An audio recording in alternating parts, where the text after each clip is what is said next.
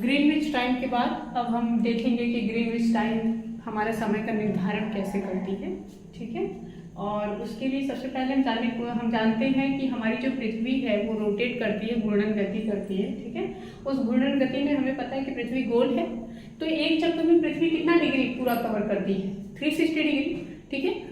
एक गोल स्फीयर जो होता है वो 360 का होता है, ओके, पूर्णतः एंगल बनता है इसमें। और फिर उसके बाद एक चक्कर काटने में पृथ्वी को समय कितना लगता है, तो वो 24 आवर, कितना लगता है, 24 आवर लगता है, इक्वल टू ये कितने की हो जाएगा, 360 के। यानी लगने वाला समय और डिग्री दोनों आपस में बराबर हो गए, ठीक है। अब हम जानने की कोशिश करेंगे आखिर में 1 आवर में कितने डिग्री का शिफ्टिंग होता है। और ये जो भी डिग्री आ रही है देशांतर में आ रहे हैं, ठीक है, देशांतर में आ रहे हैं। 360 अपॉन में कितना 24 हो जाएगा, ये 24 यहाँ आएगा तो अपने पीछे 1 छोड़ देगा। फिर उसके बाद क्या करेंगे अब हम इसको डिवाइड करने का कोशिश करते हैं। तो हमें पता है कि हम 12 से इसको दोनों टेबल में 12 पे आते हैं, तो 12 3 जा कितना हो जाएगा 36 और 0 डिग्री ऐसे ही लग जाएगा। और 12 2 जा कितना 24, फिर उसके बाद कितना इसको 15 से काट देंगे, 15 2 जा 30 होता है।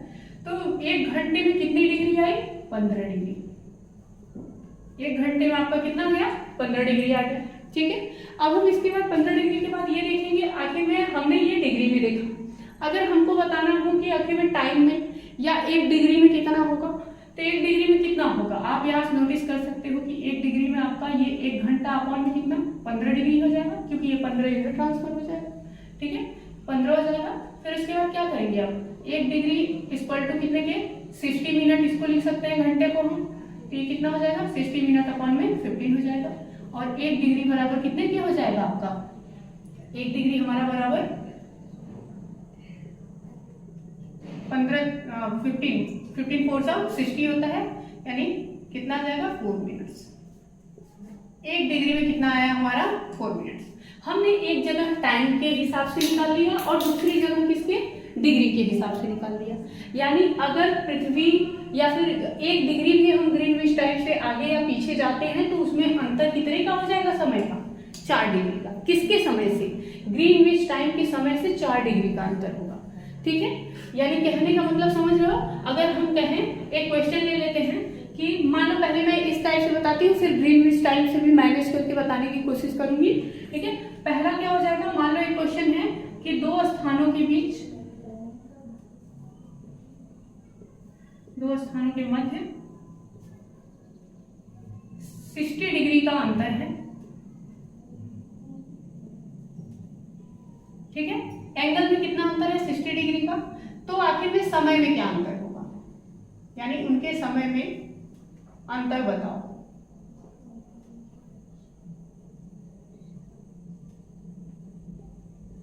इतनी बातें क्लियर है ऊपर की। तो बस कुछ नहीं करना है, जहां डिग्री का पूछेगा वहां आप डिग्री को लेके चलेंगे, और जहां पे आपको टाइम मिनट वाला डिग्री वाले केस रहेंगे वहां पे आप उसको यूज करेंगे, ठीक है। हम यहाँ पे देख रहे हैं कि 15 डिग्री बराबर किसके, 1 आवर के है, क्लियर है इतना। अब हमें पता है, आप हमें बताओ 15 डिग्री को 60 बनाने के लिए कितना मल्टीप्लाई करना पड़ेगा, मल्टीप्लाई बाई 4, ठीक है। तो ये कितना हो जाएगा 60 डिग्री हो जाएगा, क्लियर। तो अब जब हम जानते हैं कि RHS LHS दाएं पक्ष बायां पक्ष बराबर करने के लिए जब यहाँ भी 4 का मल्टीप्लाई करेंगे तो यहाँ भी 4 का मल्टीप्लाई करेंगे, यानी कितने हो जाएंगे 4 घंटे।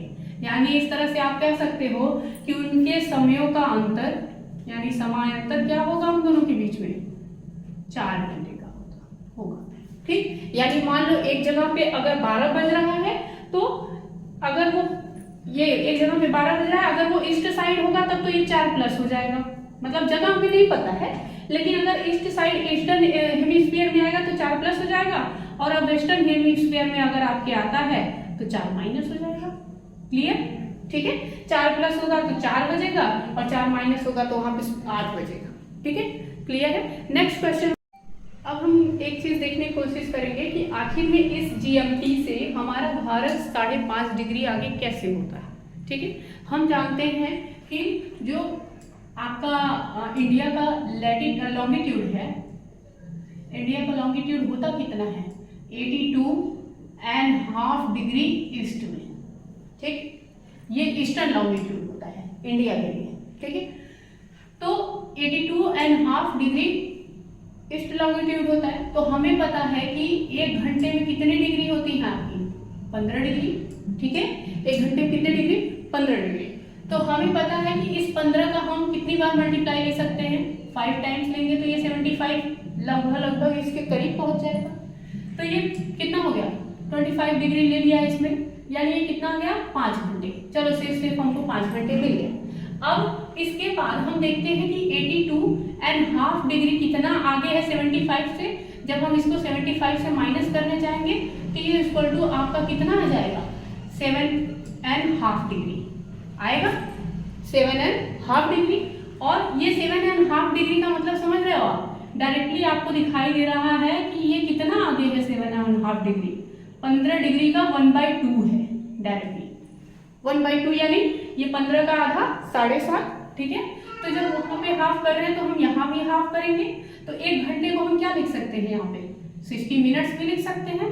तो अब हमें बताइए कि 7.5 डिग्री या फिर 7.5 डिग्री जो आपका होगा हाफ डिग्री, ये कितना बना देगा 30 मिनट्स बना देगा, ठीक। तो अब बताइए हमें कितना हो गया ये, हम यहाँ पे पहले ही पाए थे 5 घंटे प्लस अब पा गए 7.5 की वजह से हम कितना पा गए 30 मिनट, ठीक। इसीलिए कहा जाता है कि इंडिया जो है आपका 5 घंटे 30 मिनट किससे आगे है ग्रीनविच टाइम से। और आगे क्यों है, क्योंकि इंडिया ईस्ट में वैरी करता है जीएमटी से, ठीक है। इंडिया जीएमटी से ईस्ट में वैरी करता है। ये किस तरह से आया, हमें पता था कि 82.5 ईस्टर्न लॉन्गिट्यूड इसकी वैल्यू होती है, ठीक है। ये यहाँ पे स्थित है, हमारा भारत यहाँ पे स्थित है 82 डिग्री, ये आप मेंशन करा दीजिए 82 डिग्री 82.5 डिग्री, ठीक, ईस्टर्न लैटिट्यूड, ठीक। तो ईस्टर्न लैटिट्यूड हम इसको लिख सकते हैं 75 + 7.5 डिग्री, क्लियर। और जहां पे हम 75 को लिख सकते हैं, ये कितना है हमें पता है कि 1 घंटे 15 डिग्री होता है, तो ये 5 मल्टीपल है तो 5 घंटा हो गया। और 7.5 का 15 डिग्री आधा होता है तो ये 30 डिग्री यहाँ 30 मिनट्स यहाँ से हो गया। तो इसीलिए हम कहते हैं कि हमारा इंडिया जीएमटी से हमेशा 5.5 घंटे आगे रहती है, 5 घंटे 30 मिनट आगे रहती है। इतना क्लियर है। अब हम इसी तरह क्वेश्चन करने जाएंगे कि कुछ अब जीएमटी से रिलेटेड क्वेश्चन करेंगे। अभी हमने पिछला क्वेश्चन जो कराया था वो कहा था कि अगर मान लीजिए कि 2 देशों के बीच में आपके जो अंतर है वो 60 डिग्री के मतलब 60 डिग्री हो तो कैसे होगा। फिर उसके बाद आपका ये जीएमटी से अब कैसे क्वेश्चन सॉल्व करेंगे वो हम देखने की कोशिश करेंगे। तो मान लीजिए हम कहें कि किसी देश का समय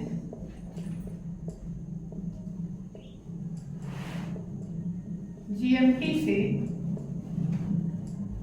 से कितना 60 डिग्री आगे है,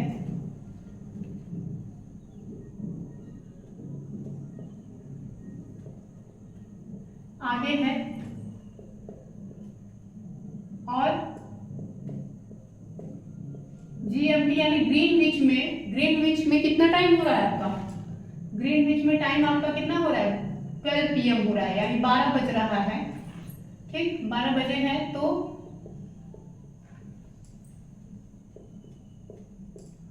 उस देश का समय बताइए, उस देश में कितना बज रहा होगा, उस देश में कितना समय हो रहा होगा।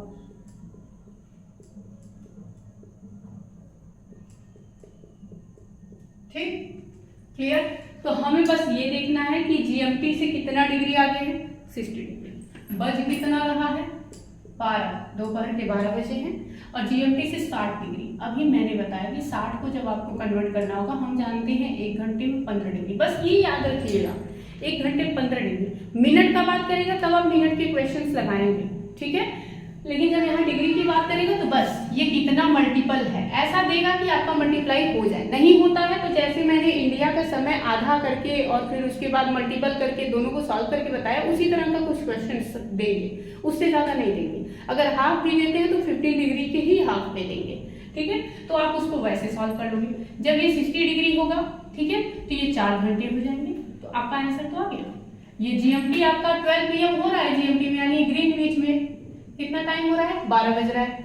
अब हमारा जो दूसरा अननोन कंट्री है, ये अननोन कंट्री है, ठीक है। अननोन कंट्री जो भी थी उसमें वो क्या कह रहा है, वो आगे है। देखिए यहाँ पे हम प्लस प्लस क्यों करेंगे, क्योंकि वो ईस्ट साइड है, ठीक है। अगर ये आगे ना लिख के, मान लो सीटेट ने कंफ्यूज करने के लिए आपको 60 डिग्री ईस्ट लिख दिया या 60 डिग्री वेस्ट लिख दिया, 60 डिग्री वेस्ट लिखेगा तो हमें याद रहना चाहिए कि हमें 60 डिग्री वेस्ट का मतलब 4 घंटे माइनस कर देने हैं, ठीक है। और अगर 60 डिग्री ईस्ट का मतलब क्या होगा कि 4 घंटे प्लस कर देने हैं। और अगर कंफ्यूज नहीं करना चाहता है तो 60 डिग्री आगे लिखेगा तो जाहिर सी बात है प्लस करेंगे, पीछे लिख देगा तो जाहिर सी बात है माइनस करेंगे। तो इसमें क्या है, आगे लिखा है इसने या ईस्ट लिखा है, तो कितना बजेगा, 12 के बाद हमारा क्या बजता है, शाम का 4 बजेगा, ठीक है। ओके, क्लियर यहाँ तक। इस तरह के जितने भी क्वेश्चन है सीटेट कम से कम एक बार जरूर पूछता है, 1-2 क्वेश्चन ऐसे जरूर आते हैं सीटेट में, तो हमें थोड़ा ध्यान देने की जरूरत है। बहुत इजी होते हैं, माइनर से क्वेश्चंस रहते हैं और लोग टाइम के क्वेश्चंस छोड़ के चले आते हैं क्योंकि उन्हें क्लियर नहीं रहता कि एग्जैक्टली टाइम वाले में करना क्या है, या ये डिग्री कितनी होती है, या घंटे कैसे कन्वर्ट होते हैं, या डिग्री किस तरह से कन्वर्ट करना चाहिए। कंफ्यूज मैंने इसलिए भी नहीं किया है कि घंटे और टाइम को चेंज नहीं किया है क्योंकि मैं जानती हूँ कि 15 का टेबल इजिली आप काउंट कर सकते हो, तो जितना मल्टीपल इधर होगा उतना ही मल्टीपल इधर करके आप इजिली अपना क्वेश्चन का आंसर निकाल सकते हो, ठीक है। अब इस तरह के अक्षांश और देशांतर रेखाओं के जो न्यूमेरिकल क्वेश्चंस है उसको मैं एक बार देखूंगी पेपर में कैसे हैं, उनको कराने का प्रयास करूंगी, और अक्षांश और देशांतर के जितने भी थियोरेटिकल क्वेश्चंस हैं उनको मैं आपके सामने अगले क्लास में जरूर लेके शामिल होंगी। Thank you so much.